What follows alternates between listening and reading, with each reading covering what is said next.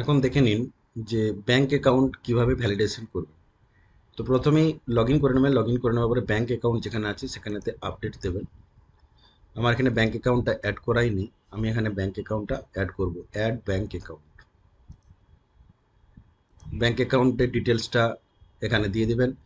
Bank account number, confirm bank account number, account টাইপটা হচ্ছে savings, primary holder, IFSC code দেবেন। Nominate this bank account for refund, yes দেবেন। এখানে IFSC code দেবেন আর এখানে এখানে ইয়েস করবেন, দিয়ে ভ্যালিডেট অপশনে ক্লিক করবেন।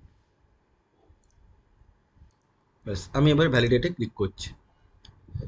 দি bank account is failed, bank account list, please revalidate the bank account. তো আমার এখানে নিশ্চয়ই ফেল্ড ইয়েতে চলে গেছে। আমি এখানে আবার ব্যাংক অ্যাকাউন্ট ডিটেলসে যাই, এখানে ফেল্ড ব্যাংক ডিটেলসে চলে যাই। এখান থেকে আমি আবার কি করব, রিভ্যালিডেট। রিভ্যালিডেট মানে হচ্ছে ওইগুলো যা বসে আছে আছে। আমি এখান থেকে সেভিংস অ্যাকাউন্ট দেবো, প্রাইমারি দেবো, এখানে রিফান্ড দেবো, ভ্যালিডেট করব। একটা ব্যাংকে অবশ্যই একটা ওটিপি চলে যাবে। ওটিপিটা বসিয়ে দেবেন। ওটিপিটা বসিয়ে দেওয়ার পরেই দেখবেন ভ্যালিডেটে ক্লিক করবেন, দেখবেন যে দেখাবে যে ভ্যালিডেশন ইন প্রোগ্রেস। আর সামান্য কিছুক্ষণ ওয়েট করবেন, তারপরেই দেখাবে যে ভ্যালিডেশন কমপ্লিটেড।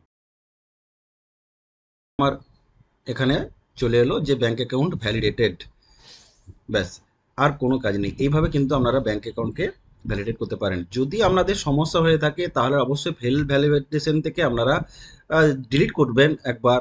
প্রয়োজন হলে যদি দেখেন যে হচ্ছে না, এখান থেকে ডিলিট করে দেবেন, আবার রিমুভ করে দেবেন। রিমুভ করে দিয়ে আবার নতুন করে করবেন, দেখবেন যে ভ্যালিডেশন হয়ে যাবে। ধন্যবাদ।